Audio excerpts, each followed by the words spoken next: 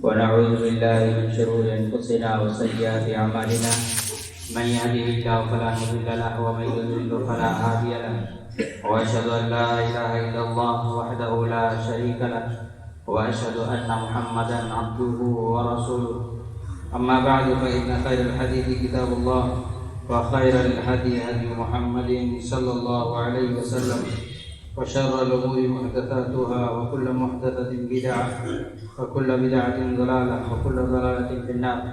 أعوذ بالله السميع العليم من الشيطان الرجيم.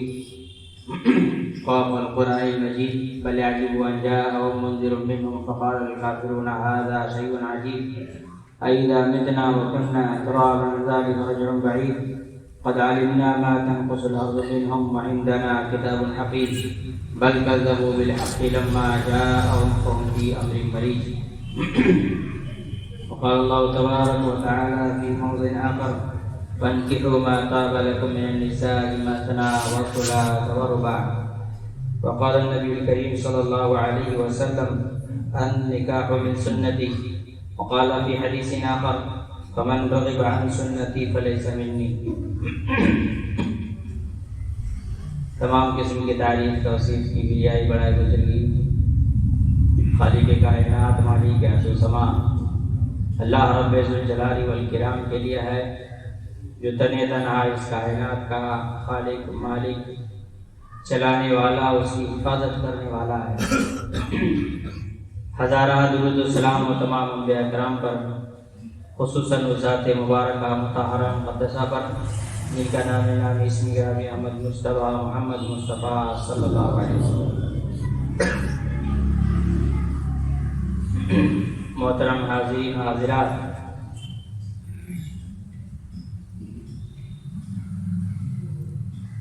اللہ رب العالمین نے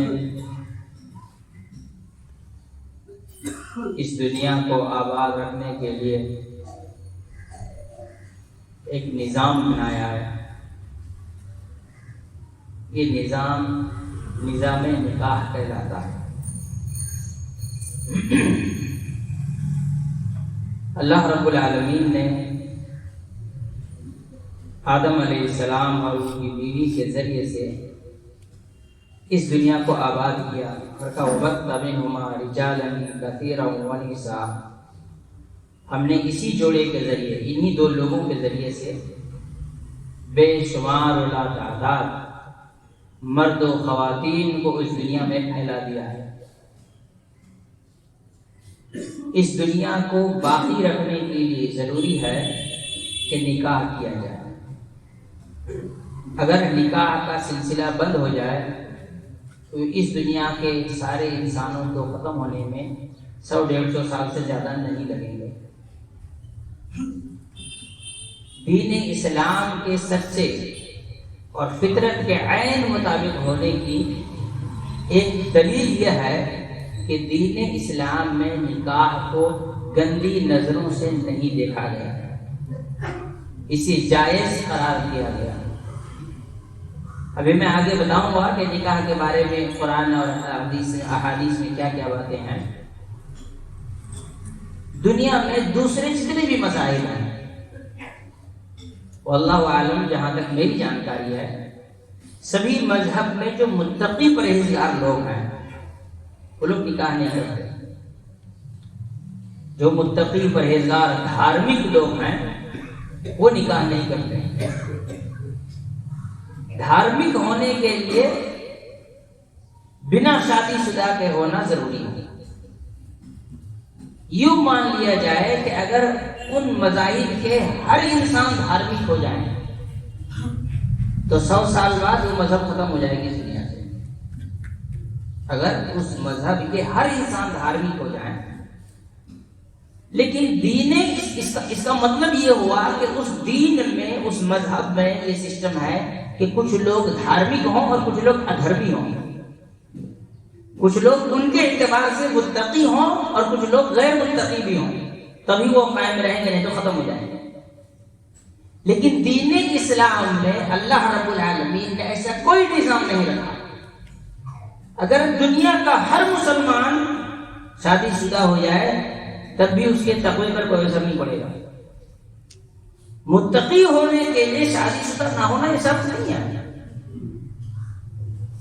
بلکہ آپ اگر دیکھیں نکاح کے سلسلے میں قرآن مجید اور احادیث کو پڑھیں تو متقی ہونے کے لیے شادی شدہ ہونا بھی ایک اہم ترین حصہ ہے۔ کیوں؟ اللہ رب العالمین نے قرآن مجید میں ارشاد فرمایا فَانْكِحُوا مَا طَابَ لَكُم مِّنَ النِّسَاءِ، فَانْكِحُوا، تم نکاح کرو، یہ حکم الہی ہے، یہ اللہ رب العالمین کا آرڈر ہے۔ تو نکاح کرنا دراصل حکم الہی کی تعمیل ہے، اللہ کے حکم پر عمل کرنا۔ جو بلا وجہ شادی سے بھاگ رہے ہیں وہ اللہ کے ایک حکم سے بھاگ رہے ہیں، اس بات کو صحیح سے سمجھیں۔ جو بلا وجہ شادی سے بھاگ رہے ہیں وہ اللہ کے ایک حکم سے بھاگ رہے ہیں، یہ حکم الہی ہے۔ فَانْكِحُوا مَا طَابَ لَكُم، تم میں سے جس بھی انسان کو اللہ رب العالمین نے ضرورت دی ہے اور تمہیں اگر عورتیں پسند آتی ہیں، لڑکیاں پسند آتی ہیں تو تم شادی کرو۔ فَانْكِحُوا، حکم، آرڈر، امر، اور فقہ کا قاعدہ ہے الامر تدل علی الوجوب، آرڈر جو ہے یہ واجب کے لیے آیا ہے۔ دوسری بات یہ ہے کہ نکاح سنت رسول ہے، یہ رسول اللہ صلی اللہ علیہ وسلم کی سنت ہے، اتباع سنت۔ جو بلا وجہ کے نکاح سے بھاگ رہے ہیں وہ رسول اللہ صلی اللہ علیہ وسلم کی سنت پر عمل کرنے سے بھاگ رہے ہیں۔ جو بلا وجہ نکاح سے بھاگ رہے ہیں وہ رسول اللہ صلی اللہ علیہ وسلم کی سنت سے بھاگ رہے ہیں۔ اس لیے کہ اللہ کے رسول صلی اللہ علیہ وسلم نے فرمایا النکاح من سنتی۔ حتیٰ کہ اگر ہم غور کریں وہ 3 صحابہ والا واقعہ، جس میں سے ایک صحابی نے کہا کہ میں کبھی نکاح نہیں کروں گا، تو اللہ کے رسول صلی اللہ علیہ وسلم نے ناراضگی کا اظہار کیا، ڈانٹا، تم نکاح نہیں کرو گے؟ کیوں نہیں کرو گے؟ میں نے کیا ہے اور میرے جو متبع ہوں گے ان کے لیے بھی نکاح کرنا ہے۔ تو بتانے کا مقصد یہ ہے کہ نکاح تقوی کے خلاف نہیں ہے۔ ہمارے یہاں ہندوستان میں نکاح کو لوگ ہندوستانی کلچر میں بڑے گندے نگاہوں سے دیکھتے ہیں، گندے نگاہوں سے۔ اس کی کوئی مثال دے سکتا ہوں۔ مثال یہ ہے کہ ایک بڑے آدمی نے، بتا دیتے، ہائی کورٹ کے جج نے کہا کہ ہمارے یہاں مور کی پوجا اس لیے کی جاتی ہے کہ مور کے یہاں پر مجامعت کا سسٹم نہیں ہے، اس لیے کوئی گندی چیز ہے۔ بات سمجھ میں آئی نہیں؟ تو کہا مور پھر پریگننٹ کیسے ہوتی ہے مورنی؟ تو کہا مور کے آنسو پی کر پریگننٹ ہو جاتی ہے۔ میں سائنٹیفک وے میں نہیں جا رہا ہوں، میں اس سوچ کو سمجھانے کی کوشش کر رہا ہوں کہ ہندوستان میں یہ سوچ بتایا گیا کہ نکاح کرنا، شادی کرنا، بیوی سے ملنا یہ گندی چیز ہے، جو اس میں پڑے گا وہ گندگی میں چلا جائے گا۔ اسی لیے اس جانور کی پوجا ہوتی ہے جو جانور اس کام میں نہ جائے۔ تو ان کے یہاں تقوی کی بنیادی شرط یہ ہے کہ آدمی کی بیوی نہ ہو۔ ایمانداری کی شرط ہے کہ اس کی بیوی نہ ہو۔ اولاد ہوگا تو اولاد کے لیے چوری چماری کرے گا، گھوٹالا کرے گا۔ جس کی اولاد نہیں ہے وہ کرپشن نہیں کر سکتا، اس لیے کہ اس کے پیچھے کوئی ہے نہیں کھانے والا، تو کس کے لیے چرائے گا؟ تو دنیا میں نکاح کا نہ ہونا بعض لوگوں کے نظروں میں یہ متقی ہونے کی دلیل ہے، جبکہ نکاح نہ ہونے سے تقویٰ کا کوئی لینا دینا نہیں ہے۔ یہاں تک کہ موجودہ دور میں نکاح نہ کرنے سے انسان کے تقوی پر اثر پڑتا ہے۔ میں آگے اس کے بارے میں انشاءاللہ ذکر کروں گا۔ یہاں یہ بات یاد رکھیں کہ انسان بنا نکاح کے متقی بھی ہو سکتا ہے اور نکاح کے بعد بھی متقی ہو سکتا ہے۔ کتنے سارے محدثین تھے جنہوں نے نکاح نہیں کیا، اور خود رسول اللہ صلی اللہ علیہ وسلم اور بہت سارے صحابہ کرام جنہوں نے شادیاں کی، جنہوں نے نکاح کی۔ تو معلوم یہ ہوا کہ نکاح کرنے یا نہ کرنے سے تقوی پر اثر پڑنے والا نہیں ہے۔ اگر انسان متقی بننا چاہتا ہے تو ایسی صورت میں وہ یہ سوچے کہ بڑا متقی آدمی ہے، اللہ کی عبادت کے لیے کبھی نکاح نہیں کیا، تو وہ آدمی غلو فی الدین کا شکار ہے۔ ہمارے یہاں ایک آدمی واقعہ بیان کر رہا تھا، فلاں آدمی بڑا متقی ہے. کہا کیسے؟ تو تقوی کی دلیل یہ ہے کہ وہ 4 مہینے کے لیے نکلے تھے، اتفاق سے ان کی ٹیم کا گاؤں سے گزر ہوا. تو جب اپنے گھر کے سامنے سے گزرے تو اپنا چھاتا کھول کر کے اپنے چہرے کے سامنے کر لیا تاکہ اپنا گھر نظر نہ آئے. لیکن گھر نظر آئے گا تو گھر والوں سے محبت جاگے گی اور آدمی وہ 4 مہینے کا بریک کر کے گھر چلا جائے گا. تو متقی ہونے کی یہ دلیل ہے. ہم نے کہا نا یار بڑے بیوقوف آدمی ہو، پوری جماعت کو جو سردار وہ خود بیوی لے کے دلی میں بیٹھا ہوا ہے، اور یہاں جو گروپ میں نکلا اس کو بتا بیوی بچوں کو بھول جاؤ، یاد رکھو گے تو تمہارے تقوی پر اثر پڑے گا. اللہ کے رسول صلی اللہ علیہ وسلم سفر میں جاتے تھے اپنی بیوی ساتھ لے کر کے جاتے تھے. اگر اس طرح کرنا تقوی کے خلاف ہوتا تو اللہ کے رسول صلی اللہ علیہ وسلم ایسا کبھی نہیں کرتے. تو نکاح کو تقوی کے خلاف نہ سیکھیں اور نکاح کرنے کو گندی نگاہوں سے نہ دیکھیں.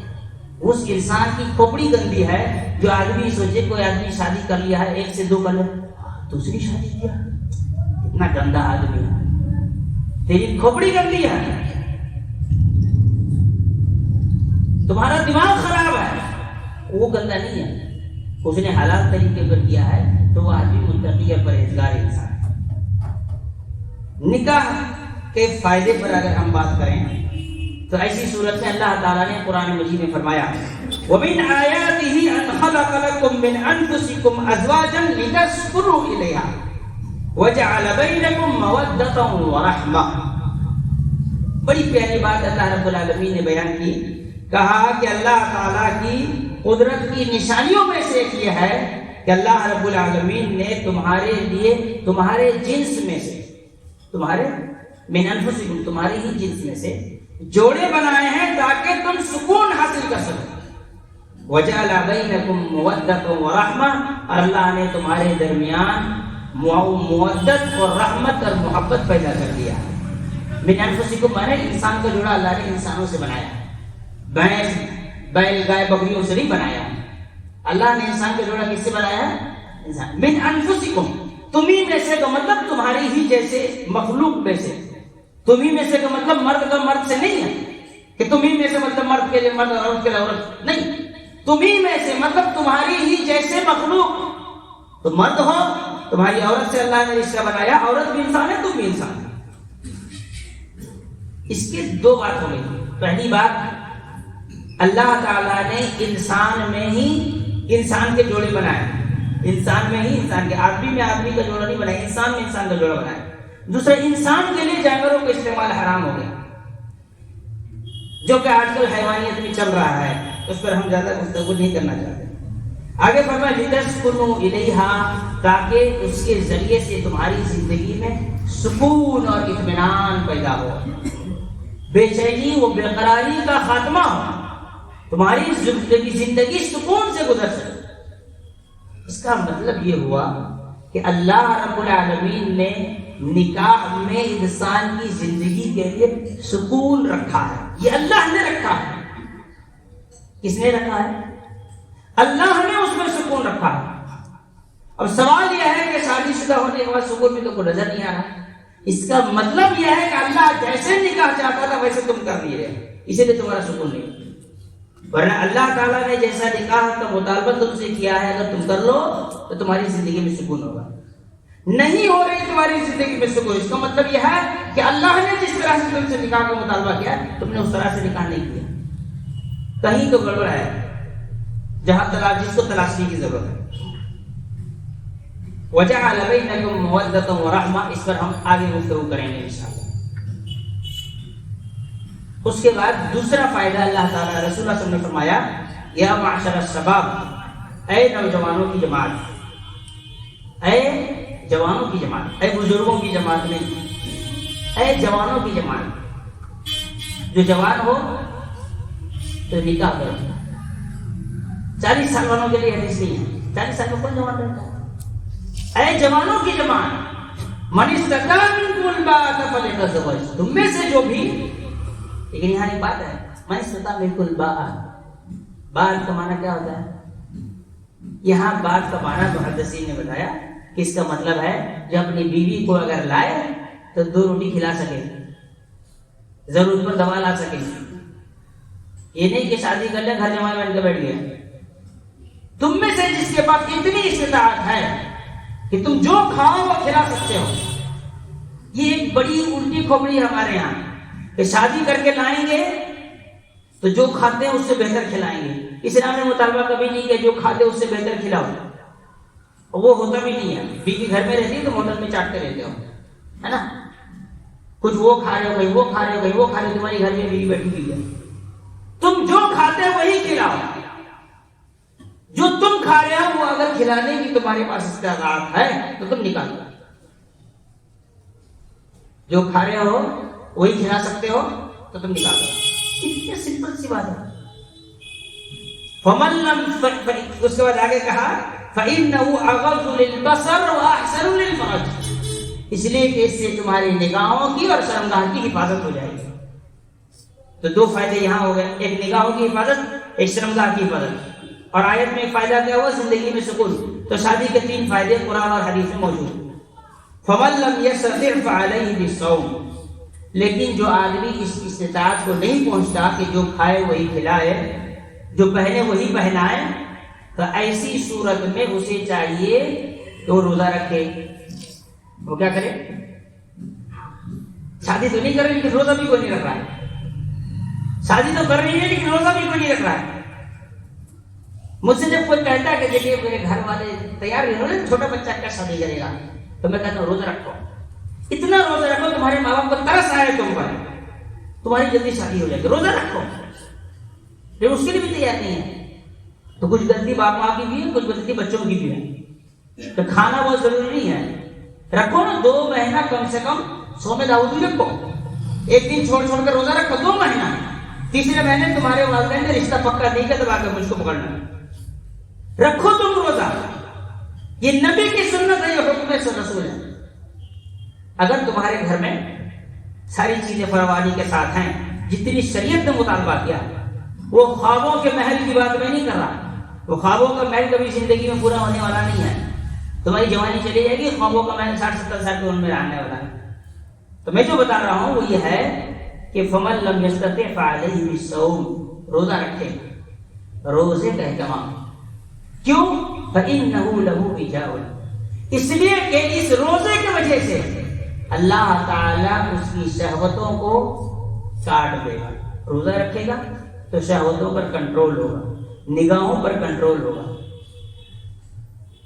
اب نہ شادی ہے نہ روزہ ہے, تو لاسٹ میں بچتا کیا ہے؟ شیطانیت کی سیوا بھی نہیں بچتا. تو یہ ہے کہ فَإِنَّهُ لَهُ وِجَاءٌ, اس لیے کہ اس سے اس کے لیے کیا کہتے ہیں, شرمگاہ, کیا کہتے ہیں, شہوتوں کا کنٹرول ہے. نکاح کرنا کیسے واجب ہے, جائز ہے, حرام ہے, کیا ہے؟ ایک کنڈیشن پر ڈیپینڈ کرتا ہے. کبھی واجب ہوتا ہے, کبھی مستحب ہوتا ہے, اور کبھی حرام ہوتا ہے. آدمی اگر نکاح کر کے گھر میں لانے کی طاقت رکھتا ہے اور نکاح نہ کرنے سے گناہوں میں ملوث ہونے کے خطرات ہیں تو نکاح واجب ہے. نمبر 2, اگر نکاح کر کے لا سکتا ہے لیکن نکاح نہ کرے تو گناہوں میں پڑنے کے خطرات نہیں ہیں, تو بہتر ہے, مستحب ہے, کرنا چاہیے, لیکن واجب نہیں ہے. لیکن اگر وہ طاقت ہی نہیں رکھتا ہے تو پھر جھوٹ موٹ کا محلہ میں شور مچوانے کے لیے کہ ہم نے شادی کر لی, ہم نے شادی کر لی, اس پر نکاح حرام ہے. میں نے اپنے اس 12 سالہ امامت کی زندگی میں تقریباً 3-4 کیسز ایسے دیکھے ہیں جس میں آ کر یہ شکایت کی گئی کہ ہمیں لڑکے کے اندر بڑی کمزوری ہے, لیکن بس دکھاوا کرنا تھا, شادی کر لی, لڑکی کی زندگی برباد. تو ایسی صورت میں نکاح حرام ہے. ہر کوئی اپنے اپنے حالات کو خود بہتر سمجھ سکتا ہے. نکاح کرنے کا وقت کیا ہے, یہ سب سے اصل بات ہے. اسی میں ہمارے بزرگ ناراض اور جوان خوش ہے نا. انصاف کی بات یہ ہے, خیر حکومت جو قانون بنائی ہے وہ اپنی جگہ, بتانے کا مقصد یہ ہے کہ نکاح کا وقت جب انسان بالغ ہو تو اس کے نکاح کا وقت ہو جاتا ہے. جب انسان بالغ ہو گیا نکاح کا وقت ہو گیا. جب بھوک لگی تب کھانا کھانے کا وقت ہو گیا. جیسے انسان بنا بھوک کے کھانا کھائے تو کھانا ہضم نہیں ہوتا ہے، انسان بیمار پڑتا ہے اس سے، اور بھوکا رہنے کی وجہ سے انسان بیمار پڑتا ہے۔ یہ بھی ایک بھوکا رہ گیا ہے، بھوک لگی لیکن کھا نہیں رہا ہے، تو اس کی وجہ سے بھی انسان بیمار پڑتا ہے۔ اسی طرح سے انسان ٹائم سے پہلے اگر نکاح کرے تو یہ بھی صحیح نہیں ہے، اور وقت ہو جائے لیکن بلا وجہ کے دیر کرے تو یہ بھی غلط ہے۔ جب انسان بالغ ہو تبھی اس کے نکاح کا وقت ہے۔ اب یہ اپنے اپنے علاقے اور انسان کے کھانے پینے کے اوپر منحصر ہے۔ میں نام بول رہا ہوں، ایک صحابی اپنے والد سے کل 12 سال کے چھوٹے تھے۔ ایک صحابی اپنے والد سے کتنے سال کے چھوٹے تھے؟ 12 سال کے۔ اس کا مطلب ان کے والد کی 11 سال میں شادی ہوئی تھی، اور وہ صحابی راوی حدیث ہے، مجھے عبداللہ بن عمرو بن عاص ہے یا کوئی دوسرے صحابی ہیں، غالباً مجھے یاد ہے، اغلب گمان یہ ہے حضرت عبداللہ بن عمرو بن عاص اپنے والد سے صرف 12 سال کے چھوٹے۔ تو وہاں کے اعتبار سے ان کا کھانا پینا، ان کا آب و ہوا، ان کا ویدر، اس اعتبار سے وہ جلدی بالغ ہوئے، انہوں نے جلدی شادی کر لی۔ میں نے جو کہا تھا ابھی کہ اللہ نے فرمایا وَجَعَلَ بَيْنَكُمْ مَوَدَّةً وَرَحْمَةً، اللہ تعالیٰ اس نکاح کے ذریعے تمہارے درمیان محبت اور رحمت پیدا کرتا ہے۔ یہ تبھی ہوگا جب ٹائم پہ شادی ہوگی۔ ایکسپلین کرنے کی ضرورت ہے، بتا دیتے ہیں 2 باتیں۔ ایک آدمی 32 سال میں شادی کیا، مثال کے طور پر 32 سال کی عمر میں شادی کیا، بیوی اس کی چارپائی سے گر گئی، پیر میں چوٹ لگ گیا، تو اس آدمی کا ریئیکشن کیسا ہوگا؟ اور 20 سال کا لڑکا ہو تو اس کا ریئیکشن کیا ہوگا؟ وہ جو بیوی کی چوٹ کا درد ہے نا، 32 سال والے کو پتہ نہیں ہے، اس کو سمجھ نہیں آئے گی، ٹھیک ہے دوا لگا لینا۔ اور 20 سال والا ہوگا تو بھاگے گا ڈاکٹر کے پاس، بھی جلدی سے علاج کراؤ، رو رو کے برا حال ہے۔ اس کے چکر میں میرے آنسو نکل رہے، ماں باپ کے ڈر سے میں نے اسے چھپا کر کے رکھا ہے۔ وَجَعَلَ بَيْنَكُمْ مَوَدَّةً وَرَحْمَةً، یہ وقت پر شادی کرنے سے ہی ہو سکتا ہے۔ رشتوں میں مضبوطی تبھی آئے گی، میاں بیوی میں محبت تبھی پیدا ہوگی جب آدمی وقت پر شادی کرے گا۔ بھائی 32 سال کے بعد تو میری داڑھی سفید ہونے لگے، میں تو اپنے آپ کو بوڑھا کے دروازے پر کھڑا پا رہا ہوں، اب دوسرے لوگ جب 32 سال میں 33 سال میں شادی کر رہے ہیں۔ میں کبھی کبھی ہنستا ہوں کہ جس عمر میں باپ کو اپنی ذمہ داری بیٹے پر ڈالنا چاہیے، اس عمر میں وہ بیٹے کا ہاتھ پکڑ کے اسکول جاتا رہتا ہے نا۔ 40 سال کا ہو گیا ہے، بیٹے کو لے کے جا رہا ہے مونٹیسری میں ایڈمیشن کرانے کے لیے، 40-42 سال کی عمر میں بچے کو لے جا رہے اسکول چھوڑنے کے لیے۔ بھئی یہ کام تمہارے بڑے بیٹے کا تھا، تو تم نے اتنا دیر کر دیا کہ وہ تو پتہ نہیں کیا ہوا، نہیں ہوا، کچھ نہیں کہہ سکتے۔ تو یہ جو تاخیر ہے، وَجَعَلَ بَيْنَكُمْ مَوَدَّةً وَرَحْمَةً، جو اللہ کا بنایا اصول ہے کہ اللہ رب العالمین اس نکاح سے باہمی محبت و الفت کو پیدا کرتا ہے، یہ تاخیر ہے نکاح سے ختم ہو جاتا ہے، نہیں ہو سکتا۔ 30 سال 32 سال کا عمر کا انسان مشین ہو جاتا ہے، اس کی زندگی مشین کی طرح ہوتی ہے۔ صبح اٹھنا ہے، آفس جانا ہے، شام کو واپس آنا ہے، تھکے ہارے کھانا کھا کے سو جانا ہے، پھر صبح اٹھنا ہے، پھر آفس جانا ہے، یہ لائف ہے زندگی کا۔ پھر اس کے پاس وقت کہاں؟ تو بیٹھ کر کے چند منٹ بیوی سے بات کرے گا، اس کے حسن کی تھوڑی تعریف کر دے خوش کرنے کے لیے، اسے کہے گا چلو کھانا بنانے میں آج ہم تمہاری مدد کرتے ہیں۔ کیا رسول اللہ صلی اللہ علیہ وسلم کی سیرت کا حصہ نہیں ہے؟ رسول اللہ صلی اللہ علیہ وسلم کی سیرت کا حصہ نہیں ہے؟ محدثین نے باقاعدہ حدیث کی کتابوں میں پورا ایک چیپٹر لکھا ہے، باب عشرت النساء، کہ مرد کو بیوی کے ساتھ کس طرح سے گھریلو معاملات میں رہنا چاہیے اور کتنے پیار و محبت سے رہنا چاہیے۔ کبھی موقع ملے تو حدیث کی ان کتابوں کو کھولو، ان پنوں کو پڑھو، تب سمجھ میں آئے گا کہ اسلام میں کتنی خوبصورتی اللہ نے رکھی ہے۔ وَجَعَلَ بَيْنَكُمْ مَوَدَّةً وَرَحْمَةً، ٹائم پہ شادی کرو گے تو ملے گی، نہیں تو نہیں۔ اللہ ماشاءاللہ، اللہ تعالیٰ کسی کو اگر ویسا دماغ دے کہ 60 سال میں بھی ماشاءاللہ جوانی کا ذہن ہو تو بات الگ ہے، ورنہ امپاسبل، کسی کو فکر نہیں ہے۔ اسی لیے وقت پر نکاح کرنا چاہیے۔ وقت پر نکاح نہ کرنے کا ایک نقصان اور بتاتا ہوں۔ صحابہ کرام رضوان اللہ علیہم اجمعین 40 سال کی عمر میں اپنی ضرورات زندگی سے فارغ ہو کر عبادت میں جڑ جاتے ہیں۔ چلو کام دھندا سائڈ کرو، اب عبادت میں لگ جاؤ، اور کسی کو اللہ نے 60 سال سے زیادہ عمر دیا تو وہ سمجھتے تھے کہ یہ اوور ٹائم ڈیوٹی کا ٹائم ہے، کیونکہ 60 سال 62 70 کے بیچ میں اللہ کے رسول صلی اللہ علیہ وسلم میری امتیوں کی زندگی ہے. اب 60 کے بعد اگر زندگی ہے تو مطلب اللہ نے ایکسٹرا چانس دیا ہے عبادت کرنے کا. بھئی جس آدمی کو 40-45 سال کی عمر میں بھی سبزی مارکیٹ گھومنا پڑے، دال چاول خریدنے کے لیے دوڑنا پڑے، اولاد نہ ہو جو وہ کر کے لا کر کے دے سکے، جس آدمی کو 45-50 سال کی عمر میں بھی بہت سارے گھر کے کام نپٹانے ہو، بچہ اسکول چھوڑنے جانا ہو اور لے کر کے آنے کی ذمہ داری ہو، وہ کہاں سے ٹائم نکالے گا کہ 40 کے بعد عبادت میں لگ جائے؟ 40 میں اپنے بچوں کو کاروبار سکھانا شروع کر دینا چاہیے. آپ 40 کے ہیں، آپ کا بچہ 20 سال 22 سال 23 سال کا ہے، آپ اس کو اپنے کاروبار میں انٹری دیجیے، آؤ اب لگو ساتھ میں کام کرنے میں. آپ کے 60 سال ہونے تک وہ بزنس اچھے سے سیکھ لے گا، آپ کے مرنے کے بعد آپ کے کاروبار آپ کی جائیداد کی وہ حفاظت کرے گا. اب 40 میں شادی کی ہے، 60 میں نکل لیے، بیٹا اناڑی آ کے دکان میں بیٹا 4 دن بعد شٹ ڈاؤن. کیوں؟ فیملی پلاننگ اسلام کا یہ ہے کہ وقت پر شادی کرو. فیملی پلاننگ یہ نہیں ہے ابھی تو پڑھ رہے ہیں، ابھی تو پی ایچ ڈی کر لیں، جاب کر لیں، 2-4 پروموشن ہو جائے اس کے بعد نکاح کریں. یہ فیملی پلاننگ اسلام میں نہیں ہے. وقت پر نکاح کیا کرو تو وقت پر نکاح کرنا چاہیے معذرت کے ساتھ. ہمارے یہاں لوگ اس چیز کو سمجھتے نہیں ہیں، اور کچھ بزرگ اس سے پہلے ایک مرتبہ میں نے کچھ کہہ دیا تھا اسی موضوع پہ تو کہ ہمارے بچوں کو بگاڑ رہا ہے. اللہ معاف کرے، مجھے کسی کو بگاڑنے کے نہیں، آپ کی اصلاح کرنے کی فکر ہے. تو بتانے کا مقصد یہ ہے کہ نکاح کا ٹائم کیا ہے، نکاح میں کن چیزوں کا خیال رکھنا چاہیے. یہ آخری بات بتا رہا ہوں، اس کے بعد بہت ساری باتیں جو اگلے جمعہ میں انشاءاللہ آئیں گی.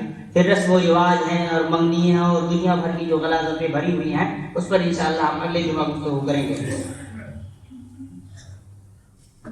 اللہ کے رسول صلی اللہ علیہ وسلم نے فرمایا تنکح المرأة لأربع لمالها ولحسبها ولجمالها ولدينها فاظفر بذات الدين تربت يداك. اس حدیث کے ترجمے میں یا تو تشریح میں بہت غلطیاں ہوئی ہیں. بہت. حدیث کیا ہے؟ تنکح المرأة لأربع، عورتوں سے شادی کی جاتی ہے. مطلب رسول اللہ صلی اللہ علیہ وسلم یہ سماج کی خبر دے رہے ہیں، حکم نہیں دے رہے ہیں.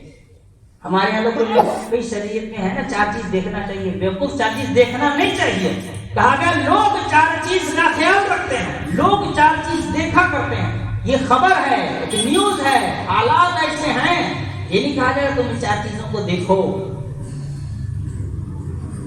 کسی نے شریعت میں جو ہے نا صاحب کہ 4 چیز دیکھنا چاہیے، تو کہاں لکھا ہے 4 چیز دیکھنا چاہیے؟ 4 چیز دیکھا جاتا ہے. اس حدیث کا ترجمہ ہے تنکح المرأة لأربع، عورت سے 4 چیزوں کی بنیاد پر شادی کی جاتی ہے. کہاں لکھا ہے؟ کرو، لکھا ہے کی جاتی ہے. عورت سے 4 چیزوں کی بنیاد پر شادی کی جاتی ہے. مطلب یہ سماج ہے جو اس طرح لوگ کرتے ہیں، لوگوں کا یہ مزاج ہے، لوگ اس طرح کی حرکتیں کرتے ہیں. لمالها ولحسبها ولجمالها. کیا ہے؟ ہم تو ایسی بہو لائیں گے جو خاندانی ہو، ہے نا؟ خاندان، پاندان، مغلدان، سابودان، مچھردان، کوئی حیثیت نہیں اس کے خلاف، سب ہوئی کوئی فرق نہیں سر. ہم ایسی بہو لائیں گے جو محلے میں سب سے خوبصورت ایگزیبیشن میں بٹھانا ہے. وہ لگتا ہے نا اینٹک پیس ایگزیبیشن، سب سے محلہ میں سب سے خوبصورت بیوی ہونی چاہیے، بھلے سب سے بدچلن اور سب سے ناکارہ. ہم تو ایسی لے کر کے آئیں گے وہ جو ہمارے لیول کا ہو. ہم کروڑ ہیں تو وہ بھی کروڑ میں ہو، ہم کھرب میں ہیں تو وہ بھی کھرب میں ہو. بھلے ایسی ویسی ہو کوئی فرق نہیں پڑتا. لیول ملنا چاہیے، اسٹیٹس مینٹین ہونا چاہیے. اللہ کے رسول صلی اللہ علیہ وسلم نے فرمایا وَلِدِينِهَا. اللہ کے کچھ ایسے بھی بندے ہیں جو یہ سوچتے ہیں کہ دیندار ہونی چاہیے، گھر کو جنت بنائے جہنم نہ بنائے، دین کی بنیاد پر. ہمارے یہاں ایک بڑا بھولا سا سوال ہے، مولانا دین کے ساتھ اگر خوبصورتی آ جائے تو تو پھر کیا کریں گے؟ جوتا خرید لو، کسول فری میں ملے گا. ہاں دین کے ساتھ اگر خوبصورتی آ جائے، یہی میں بیڑا غرق ہوا سب کچھ. اسی چکر میں کتنی دیندار کو ٹھکرا دیا گیا کہ دین کے ساتھ خوبصورتی چاہیے. بولی دین یہاں دین کی بنیاد. اللہ کے رسول صلی اللہ علیہ وسلم نے فرمایا فَاظْفَرْ بِذَاتِ الدِّينِ، دین والے کو ترجیح دینا. قریبت یدا، پھر بد دعا ہے جس نے دین کے بنیاد پر نکاح نہیں کیا، دوسری چیزوں کی وجہ سے دیندار کو ٹھکرا دیا. قریبت یدا، تیرے ہاتھ میں مٹی لگے تو دنیا میں ذلیل ہوگا. تو کیا ہوگا؟ بڑے خاندان کی بہو لے کر، بیٹی لے کر کے آیا، جھگڑا ہوا تو بڑا خاندان والا لاٹھی لے کر کھڑا ہو گیا، بیچارہ کہاں جائے گا، کوئی جگہ نہیں ہے. حسن کا پجاری حسن لے کر آیا، اس کے 1800 دیوانے اور محلے میں گھوم رہے ہیں. مال و جائیداد کی بنیاد پر لے کر کے آیا تو مال والے مال کے سوا کچھ نہیں پہچانتے. پھر وہ گھر میں آ کر تمہارا حساب کرے گا، باپ کے 4 بیٹے ہیں، کس کو کتنا حصہ ملے گا، اس گھر میں ادھر سے دیوار لگے گی، یہاں سے پارٹیشن کر کے تمہارا حصہ تو ابھی سے ڈیمانڈ کر لو.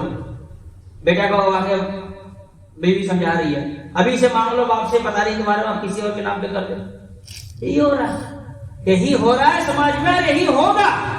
کیونکہ رسول اللہ صلی اللہ علیہ وسلم نے فرمایا قریبت یدا، نہیں مانو گے میری بات، دین کی بنیاد پر شادی نہیں کرو گے تو پارٹیشن پر پارٹیشن تمہارے گھر کا ہوتا رہے گا. گھر تمہارے ٹکڑے ٹکڑے ہوتے رہیں گے. نہیں جی 4 نوکرانی اور رکھ لو، ہم نے تو گھر میں یہ کام کبھی نہیں کیا ہے، لاؤ پیسے والوں کو. بتانے کا مقصد یہ ہے کہ دین کی بنیاد پر نکاح کرو. عقیدہ دیکھو، توحید دیکھو، ایمان دیکھو، عقیدہ چیک کر لو. عقیدہ اگر صحیح نہیں ہے، دین نہیں ہے. ہمارے استاد شیخ عبداللہ محمدی حفظہ اللہ پڑھاتے کہہ رہے تھے کہ خوبصورتی جو ہے نا 4 دن کے لیے، اس کے بعد خوبصورتی پر انسان آ جائے گا. خوبصورتی 4 دن کی، اس کے بعد خوبصورتی پر انسان آئے گا. اور اگر سیرت ٹھیک نہیں ہے تو خوبصورتی اس کی ہوا بن کر کے، دھواں بن کر کے ہوا میں مکس ہو جائے گا، کوئی فائدہ نہیں دے گا. تو خوبصورتی اس پر دھیان دیں. سیرت اچھا ہو، سلوک اچھا ہو، عادت و اطوار اچھے ہو، عقیدہ و ایمان بہتر ہو، صوم و صلاح کی پابندی ہو، تو نکاح کرو. گھر میں برکت بھی ہوگی، تمہاری زندگی میں سکون ہوگا. لِتَسْكُنُوا إِلَيْهَا، تاکہ تمہاری زندگی میں سکون آئے. یہ تبھی ہوگا جب دین کی بنیاد پر نکاح کرو گے. لیکن دوسری چیزوں کی بنیاد پر نکاح کرو گے تو پھر میں جو دیکھتا ہوں رات 1 بجے 2 بجے لڑکا لوگ پوسٹا میں بیٹھ کر کے موبائل گھانٹتے رہتے ہیں، گھر نہیں جا رہے ہیں. تو کچھ تو ہے جس کی پردہ داری ہے. کیوں نہیں جا رہے ہو بھائی گھر؟ 2 بجے 1 بجے پوسٹا میں بیٹھ کے جو موبائل میں گیم کھیلتے رہتا ہے وہ کیا ہے؟ لِتَسْكُنُوا إِلَيْهَا، غائب، سکون نہیں ہے. کون جائے گھر میں جا کے پھر جھمیلا ہوگا، اس سے اچھا باہر ہی بیٹھے رہو. یہی ہو رہا ہے نا، لِتَسْكُنُوا إِلَيْهَا، غائب. کیوں؟ جس چیز پر نکاح کی بنیاد رکھنے کے لیے کہا گیا تو نہیں رکھا گیا. امام بخاری رحمۃ اللہ علیہ کے ایک استاد بڑے مشہور محدث عبداللہ بن مبارک رحمۃ اللہ علیہ، ان کے والد جو تھے مبارک، ان کی زندگی پڑھیں. دین کی بنیاد پر نکاح کا یہ اثر ہے. ان کے والد جو تھے عبداللہ بن مبارک رحمۃ اللہ علیہ کے والد مبارک تو نوکر تھے. کیا تھے؟ نوکر تھے. مالک نے، نواب نے اپنے نوکر سے بیٹی کی شادی کر دی دین کی بنیاد پر. نہ جانے کتنے نواب آئے اس دنیا سے چلے گئے، لیکن آج بھی حدیث پڑھنے والا ہر طالب علم جب بھی امام بخاری کو پڑھتا ہے ان کے استاد عبداللہ بن مبارک رحمۃ اللہ علیہ کو پڑھتا ہے کہ عبداللہ بن مبارک کے نام زندہ ہے حدیث کی کتابوں میں صرف دین کے بنیاد پر رشتہ قائم کرنے کا نتیجہ. نوکر نواب صدیق حسن خان بھوپالی نواب تھوڑی تھے، تو بڑے غریب آدمی تھے. نواب نے اپنی بیٹی سے شادی کر دی، دین کے بنیاد پر نکاح ہوا. آپ کو معلوم ہے عرب کے علماء کہتے ہیں کہ دنیا بھر میں حدیثوں کی کتابوں کو پرنٹ کر کے دنیا والوں تک اگر کسی نے پہنچایا ہو تو نواب صدیق حسن خان بھوپالی رحمۃ اللہ علیہ. ابھی کچھ دن پہلے شیخ رمضان الحاجری آئے تھے، دلی میں ایک تقریر کر رہے تھے. انہوں نے کہا کہ فتح الباری جو صحیح بخاری کی سب سے بہترین شرح ہیں، سب سے پہلے اس کو اگر پرنٹ کیا گیا تو ہندوستان میں، اور پرنٹ کرنے والے کون تھے؟ نواب صدیق حسن خان بھوپالی رحمۃ اللہ علیہ تھے، دین کے بنیاد پر۔ اس زمانے میں سوچئے جو بلوغ المرام یاد کیا اس کو 10,000 روپے انعام، اس زمانے میں انگریز کے زمانے کا ابتدائی دور تھا۔ جو فلاں حدیث کی کتاب یاد کر لیا اس کو 5,000 روپے انعام، جو فلاں حدیث کی کتاب، اس طرح کر کے ہندوستان میں علم حدیث کو بڑھاوا دیا۔ یہ دین کے بنیاد پر نکاح کرنے کا نتیجہ۔ اور انہیں نواب صدیق حسن خان بھوپالی رحمۃ اللہ علیہ کا جب انتقال ہوا تو ان کی بیوی نے دیکھا کہ ہمارے یہاں کا مدرسہ ختم ہو رہا ہے، مدرسہ تو بند ہو رہا ہے، اس لیے کہ نواب صاحب نے انتقال کر گیا، تو ان کے اسٹوڈنٹ سے کہا کہ تم کو جتنا مال چاہیے لو اور سب لوگ یہاں سے چلتے پڑھو، اپنے اپنے گاؤں میں جاؤ، اپنے اپنی جگہ میں جا کے مدرسے قائم کرو۔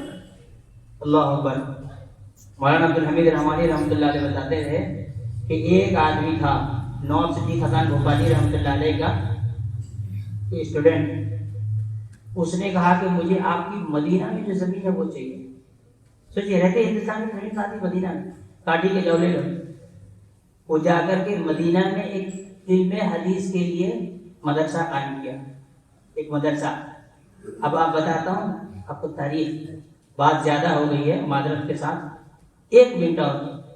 مدرسہ قائم ہوا اور علم حدیث پڑھائی جانے لگی، اور جب جامعہ اسلامیہ مدینہ یونیورسٹی کا قیام ہوا تو اس مدرسے کے شرعی علوم کا ڈپارٹمنٹ اس میں شفٹ کر دیا گیا۔ تو مدینہ یونیورسٹی جو بنا اس کی بیچ کہاں پڑی؟ بھوپال میں، اور یہاں نکاح دین کی بنیاد پر کیا گیا۔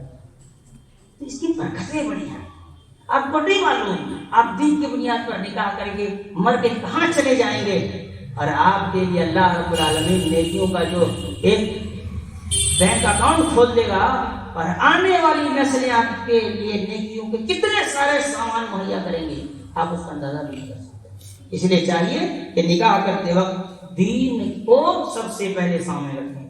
اللہ رب العالمین ہم تمام لوگوں کو سمجھ کی توفیق عطا فرمائے۔ اقول قولی ھذا واستغفر اللہ لي ولكم ولسائر المسلمين من كل ذنب واستغفروه انه هو الغفور الرحيم۔